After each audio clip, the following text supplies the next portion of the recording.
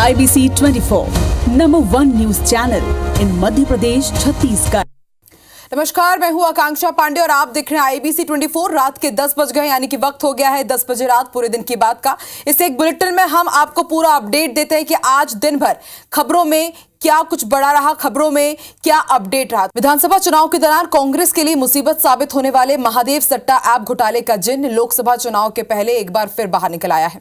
Chhattisgarh police की EOW ने पूर्व मुख्यमंत्री भूपेश बघेल समेत 21 लोगों के खिलाफ FIR दर्ज कर ली है। राजनांदगांव लोकसभा सीट से कांग्रेस उम्मीदवार भूपेश बघेल के खिलाफ दर्ज हुई ये FIR न केवल लोकसभा चुनाव के प्रचार अभियान में प्रमुख मुद्दा रहेगा, बल्कि भूपेश बघेल के सियासी करियर के लिहाज से भी अहम साबित होगा। रिपोर्ट देखिए।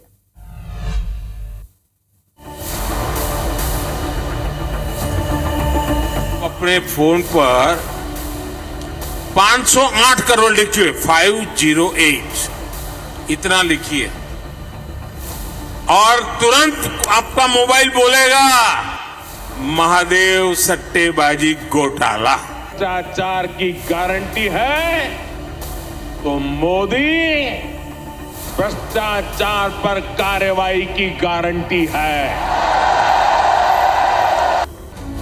और प्रधानमंत्री नरेंद्र मोदी की एक और गारंटी को छत्तीसगढ़ की भाजपा सरकार ने पूरा कर लिया।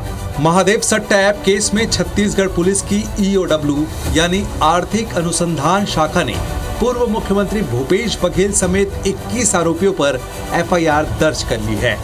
ये FIR ED की ओर से दाखिल की गई चार्जशीट के आधार पर दर्ज की गई है। FIR में कहा गया है कि महादेव ऐप प्रमोटर को पुलिस और प्रशासनिक अधिकारियों के साथ प्रभावशाली राजनीतिक व्यक्तियों का संरक्षण प्राप्त था। इस प्रोटेक्शन के एवज में ऐप प्रमोटर्स की ओर से भारी रकम दी जाती थी। ये वही प्रोटेक्शन मनी थी जिसका जिक्र प्रधानमंत्री नरेंद्र मोदी ने अपनी चुनावी सभाओं में किया था। अपने फोन पर 508 करोड़ लिखिए, 508 इतना लिखिए और तुरंत आपका मोबाइल बोलेगा महादेव सट्टेबाजी घोटाला। प्रधानमंत्री नरेंद्र मोदी छत्तीसगढ़ के पूर्व मुख्यमंत्री भूपेश बघेल को जिस 508 करोड़ रुपए प्रोटेक्शन मनी के तौर पर दिए जाने का जिक्र कर रहे थे, इसका आरोप इस ऐप के प्रमोटर शुभम सोनी ने दुबई से जारी अपने एक वायरल वीडियो में लगाया था। इस वीडियो में वो तत्कालीन मुख्यमंत्री भूपेश बघेल को 508 करोड़ रुपए दिए जाने का दावा कर रहा था। जैसा कि मेरा मीटिंग हुआ था CM साहब से, तो उन्होंने बोला था कि दुबई जाओ, अपना काम बढ़ाओ और वहाँ मीटिंग करो जाके। तो मैं गया और मीटिंग भी हुआ मेरा कई लोगों से। तो 2 लोग के साथ मेरा यहाँ बिजनेस भी सेट हो गया और अच्छा खासा काम भी बढ़ने लगा, सब कुछ ओके चलने लगा। जैसा CM साहब बोले थे सब बढ़िया हो गया। जब मेरा मीटिंग हुआ उसके बाद से मैंने अब तक 508 करोड़ रुपए दे चुका है। हमारे बघेल साहब, बिट्टू भैया और उनके जो लोग हैं उनको मैंने 508 करोड़ रुपए दिया है। महादेव ऐप मामले में पूर्व मुख्यमंत्री भूपेश बघेल का नाम पहले भी सामने आया था, जब पिछले साल 2 नवंबर को ED ने असीम दास नाम के शख्स को 5 करोड़ 39 लाख रुपए के साथ राजधानी रायपुर के एक होटल से पकड़ा था। ED के मुताबिक असीम दास ने स्वीकारा था कि उसे ये रकम महादेव ऐप के प्रमोटर शुभम सोनी की ओर से छत्तीसगढ़ विधानसभा चुनाव प्रचार में खर्च करने के लिए किसी बघेल राजनेता को देने के लिए दी गई थी। ED की चार्जशीट के आधार पर अब EOW की ओर से FIR दर्ज कर लिए जाने के बाद भाजपा ने भूपेश बघेल पर चौतरफा हमला बोल दिया है। क्या मसला चल रहा है, जनता के बीच चर्चा का विषय है, हम सब जानते हैं। कुछ बातें सामने आई हैं जिसके आधार पर EOW में अपराध पंजीबद्ध किया गया है। जांच होगा, विषय सामने आएगा।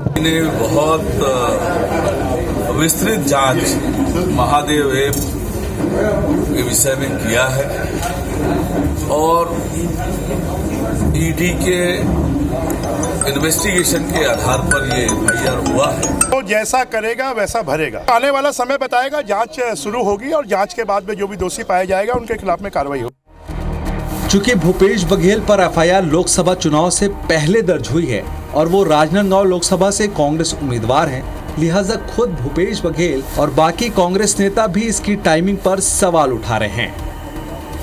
तो राजनांदगांव लोकसभा के चुनाव भारतीय जनता पार्टी हार चुकी है, हार मान चुकी है, ये स्पष्ट है।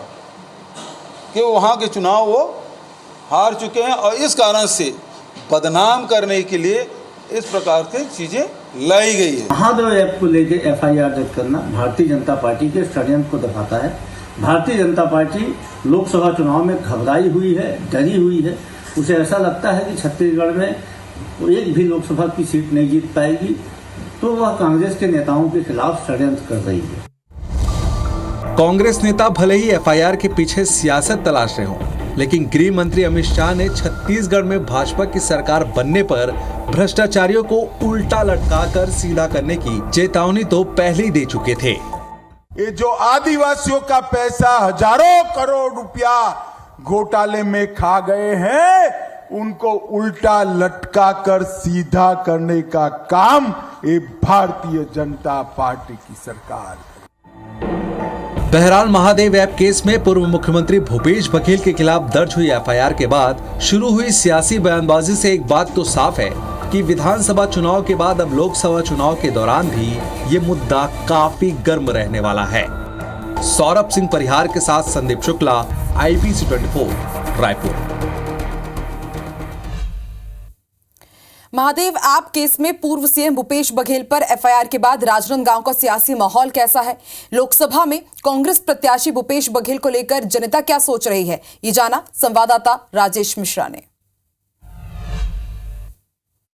लोकसभा चुनाव का आगाज राजनांदगांव में भी हो चुका था। यहां से कांग्रेस के प्रत्याशी पूर्व मुख्यमंत्री भूपेश बघेल थे और भारतीय जनता पार्टी के प्रत्याशी पूर्व सांसद संतोष पांडे यहां पर थे। और अब ये ईओडब्ल्यू ने महादेव ऐप के मामले में भूपेश बघेल के खिलाफ एफआईआर दर्ज कर लिया गया और उसको लेकर यहां की जो राजनीतिक सरगर्मियां बढ़ गई है। हमारे साथ राजनांदगांव के बहुत सारे आम मतदाता यहां पर मौजूद है, हम उनसे बातचीत करते हैं कि ये जो एफआईआर दर्ज हुआ है उसका कितना इफेक्ट यहाँ पर पड़ने वाला है और क्या यहाँ की जनता सोचती है। ये जो एफआईआर हुआ है भूपेश बघेल के खिलाफ ईओडब्ल्यू, उससे अब राजनांदगांव का लोकसभा चुनाव कितना प्रभावित होगा? अरे बहुत ज़्यादा प्रभावित होगा। 5 साल भ्रष्टाचार में डूबे हुए थे, हर प्रकार का भ्रष्टाचार किए भूपेश बघेल ने और राजनांदगांव के साथ सौतेला व्यवहार किए। कहीं कोई काम धाम नहीं, कहीं कोई जो है वो नहीं, चारों तरफ भ्रष्टाचार। इसलिए हार तो उनकी निश्चित तय है, यहाँ से जीत तो सकते ही नहीं। और चलिए आपका क्या कहना है? भूपेश बघेल जी 2 लाख से ज़्यादा वोटों से हारेंगे इस बार यहाँ से।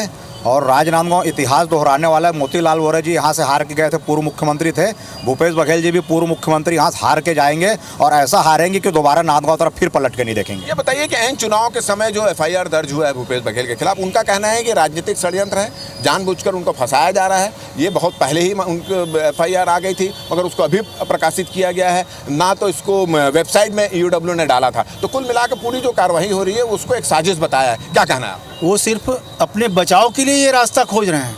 उनका इस मामले में पूरा हाथ है और उन्होंने पूरा संरक्षण दे करके करोड़ों रुपया लिया है, जिसके सबूत ईओडब्ल्यू के पास भी है, ईडी के पास भी, जितनी जांच एजेंसियां हैं सबके पास है। तो उनको इस मामले में कोई फंसाया नहीं जा रहा है। लेकिन अभी चुनाव में यहाँ पर आ गए हैं, उनका नाम डिक्लेयर हो गया है, तो उस चीज़ से अपने को वो सहानुभूति बटोर करके और वोट लेना चाहते हैं जनता की। लेकिन जनता समझ चुकी है, इनके पिछले 5 साल का जो कार्यकाल है, इन्होंने पूरे प्रदेश का जो मटिया मेट किया है, जितने भ्रष्टाचार, कोयला घोटाला हो, चाहे वो सीमेंट घोटाला हो और गोबर घोटाला हो, यानी कोई चीज़ इन्होंने नहीं छोड़ा, किसी में इन्होंने घोटाला नहीं किया है। चलिए हमारे साथ प्रदेश के महामंत्री भारतीय जनता पार्टी के भरत वर्मा जी भी यहाँ पे मौजूद है। इनका यह कहना है कि भारतीय जनता भूपेश बघेल को प्रत्याशी बनाए जाने के बाद कांग्रेस यहाँ मजबूत स्थिति में आ रही थी, तो उनको चुनाव लड़ने से रोकने के लिए इस तरह का उनको फंसाया जा रहा है। क्योंकि भारतीय जनता पार्टी प्रदेश के 11 के 11 लोकसभा हम सब जीतने जा रहे हैं और भूपेश बघेल जो ईओडब्ल्यू की बात कर रहे हैं,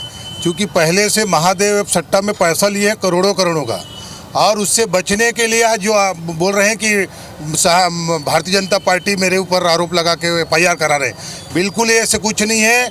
क्योंकि यहाँ के राजनांदगांव लोकसभा के मतदाता ने मन बना चुके हैं, भूपेश बघेल को इस प्रदेश में पिछले चुनाव में बाहर कर दिए हैं। इस समय भी लोकसभा में पाटन भेजने वाले हैं राजनांदगांव की जनता। चलिए, तो पहले ही जनता मन बना चुकी है। हमारे साथ आप भी यहाँ पे मौजूद हैं। ये जो आरोप लगा रहे हैं कि फंसाने के लिए और उनको चुनाव जीतने से रोकने के लिए इस तरह की साजिश रची गई और पूरी कार्रवाई पर प्रश्न चिन्ह खड़ा कर रहे हैं भूपेश बघेल, क्या कहना है आपका? जी, अब ये तो एक खिसियानी बिल्ली खंबा नोचे वाली बात है। आप याद करिए, राजनांदगांव में जब पिछले विधानसभा चुनाव के समय उन्होंने अपने एक बीड़ू को, अपने दोस्त को भेजा था। और आप जान सकते हैं, किसी से भी पूछ लीजिए, उस समय धनबल का प्रयोग प्रचुर मात्रा में किया गया, पर फिर भी राजनांदगांव को खरीद नहीं पाए और विधानसभा में उनके दोस्त को पैक करके वापस भेज दिए। वैसा ही भूपेश बघेल को, जिसने महादेव के नाम पर गलत काम किया, तो महादेव अब उसे राजनांदगांव से पैक करके फिर से पाटन भेजने की तैयारी करने वाले। तो आपने कहा कि जो किया गया है वही आ रहा है, और जो उनका ये भी कहना है कि पहले से ही यहाँ पर कांग्रेस की हार तय थी, भूपेश बघेल प्रत्याशी बने थे तो भी हार तय थी, अब हार उनको नजर आ रही है, तो इस तरह का आरोप लगा रहे हैं। कानून अपना काम कर रहा है, ईओडब्ल्यू अपना काम कर रही है, और जो किया गया पाप वो अब सामने में आ रहा है। इस तरह की बात राजनांदगांव की जनता और भारतीय जनता पार्टी के नेता यहाँ पर कह रहे हैं। हमारा वीडियो आपको अच्छा लगे तो ज़्यादा से ज़्यादा उसको शेयर करें, सब्सक्राइब करें, अपने सुझाव हमको देना ना भूलें। मुझे और मेरे कैमरामैन नजीर खान को दे इजाजत। नमस्कार। और रायपुर से बड़ी खबर आपको बता दें, भगत सिंह चौक पर शासन ने सुरक्षा बढ़ा दी है। हंगामे या फिर प्रदर्शन की आशंका से सुरक्षा बढ़ा दी गई है। एहतियातन पुलिस की सुरक्षा व्यवस्था बढ़ाई गई है। पूर्व सीएम भूपेश बघेल के निवास के पहले चौराहे पर सुरक्षा बढ़ाई गई है। नगर निगम आयुक्त ने सुरक्षा का जायजा लिया है। तस्वीरें आपकी टीवी स्क्रीन पर।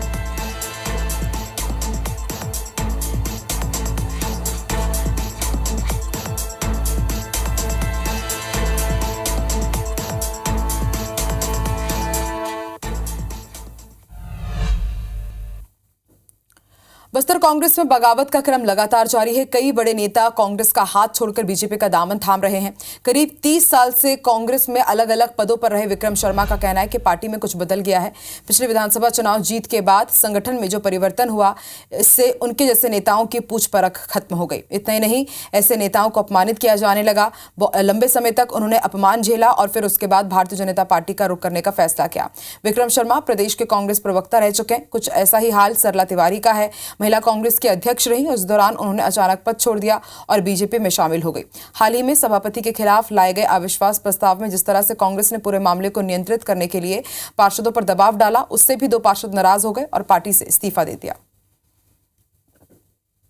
हम एक दूसरे को समझते थे, हम जानते थे कि हम दोनों की राजनीति में आने की एकमात्र उद्देश्य सामाजिक रूप से संपन्नता फैलाना, राष्ट्र को मजबूत करना और राष्ट्र के साथ साथ समाज के साथ साथ गरीब व्यक्ति का काम करना। जब विचारधारा मिली, वैचारिक संपन्नता मिली, तो मैंने कांग्रेस छोड़ दी।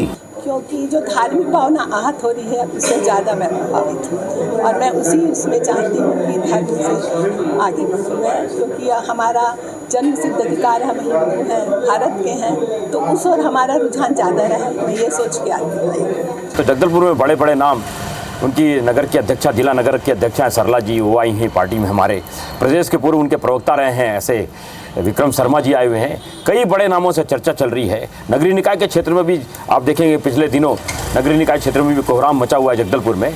बहुत जल्दी वहाँ से भी लोग शामिल होने वाले हैं। देखिए, पार्टी में कांग्रेस पार्टी बड़ी पार्टी है। घर के अंदर अगर कोई बात है तो घर में बैठ के हम लोग कर लेंगे उसको। लोकसभा चुनाव का बिगुल बजते ही अब नेता अपनी जमीन तलाशने में लगे हैं। इस बीच दुर्ग लोकसभा में सैकड़ों कार्यकर्ताओं ने कांग्रेस और अन्य राजनीतिक पार्टी से इस्तीफा देकर बीजेपी की सदस्यता ले ली। साल 2023 में हुए विधानसभा चुनाव में कांग्रेस की सरकार जाने के बाद अब कांग्रेस पार्टी में भगदड़ मची हुई है। कई कार्यकर्ता भाजपा नेताओं से संपर्क कर रहे हैं। इसी कड़ी में दुर्ग लोकसभा के वर्तमान सांसद और भाजपा प्रत्याशी विजय बघेल के समक्ष सैकड़ों कांग्रेस कार्यकर्ताओं ने बीजेपी प्रवेश किया। सभी नव प्रवेशी कार्यकर्ताओं को सांसद विजय बघेल ने बीजेपी का गमछा पहनाकर पार्टी में प्रवेश कराया। प्रवेश करने वालों में 12 से ज्यादा पार्षद और पूर्व पार्षद शामिल हैं। माननीय नरेंद्र मोदी जी से कार्यों से प्रभावित होकर लोग स्वतः स्वस्फूर्त भारतीय जनता पार्टी की सदस्यता लेने आतुरता से लगे हुए हैं। अब उनका हार्दिक अभिनंदन करते, स्वागत करते हैं।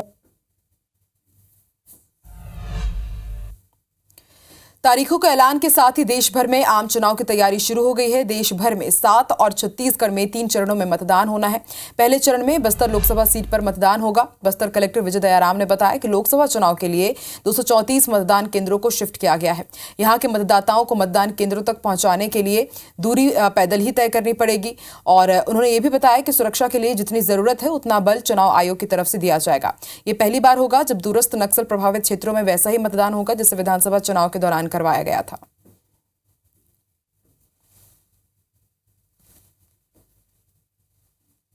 लोकसभा क्षेत्र के अंतर्गत 1957 हमारे लोकसभा केंद्र के मतदान केंद्र हैं और कुल मतदाताओं की संख्या 14,66,337 टोटल मतदाता है, जिसमें 6,98,197 हमारे पुरुष मतदाता और 7,68,088 हमारे महिला मतदाता और 52 तृतीय लिंग के मतदाता है। टोटल हमारे शिफ्टिंग के लिए पूरे लोकसभा निर्वाचन क्षेत्र में 234 मतदान केंद्र को शिफ्टिंग की है। चुनावी बॉन्ड्स को लेकर मध्य प्रदेश कांग्रेस प्रदेश अध्यक्ष जीतू पटवारी ने बीजेपी सरकार पर बड़ा हमला बोला। जीतू पटवारी ने कहा कि चुनावी बॉन्ड के पैसे से बीजेपी ने सरकार, विधायक, सांसद खरीदे हैं। चुनावी बॉन्ड करप्शन सामने आने के बाद साफ हो गया है कि मोदी सरकार से करप्ट कोई नहीं है।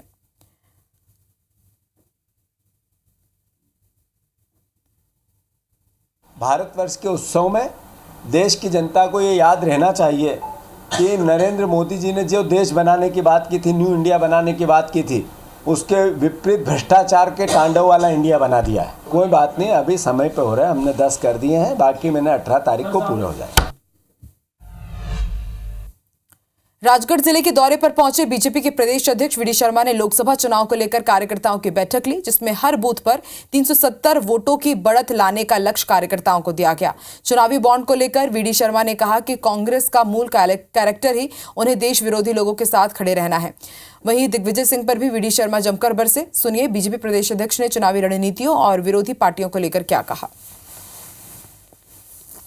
बटाला हाउस के एनकाउंटर में मोहनचंद शर्मा की शहादत होती है आतंकवादियों से लड़ते हुए, तो दिग्विजय सिंह कहते हैं फेक एनकाउंटर है, जिससे सर्वोच्च न्यायालय फांसी की सजा देता है। ये तो इसी राजगढ़ के हैं, देश विरोधियों के साथ। राहुल गांधी के साथ कौन चल रहा है? देश के टुकड़े टुकड़े गैंग का मुखिया वो कांग्रेस का पदाधिकारी हो गया है। तो कांग्रेस का मूल कैरेक्टर ही है।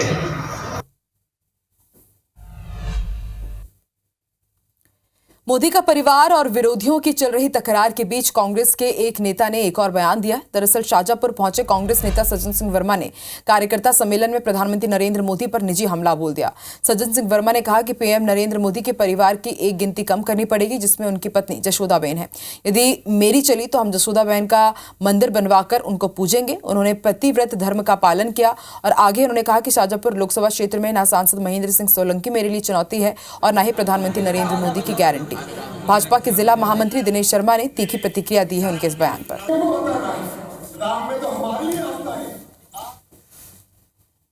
जसोदाबेन का ये मेरे राजन की चली तो जसोदाबेन का मंदिर हम जरूर बनाएंगे, तो देवी को पूजेंगे, उसने पतिव्रता धर्म का पालन किया।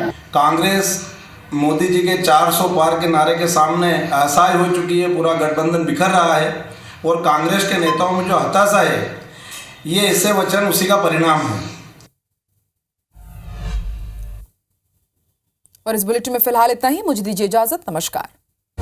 IBC 24 number 1 news channel in Madhya Pradesh, Chhattisgarh.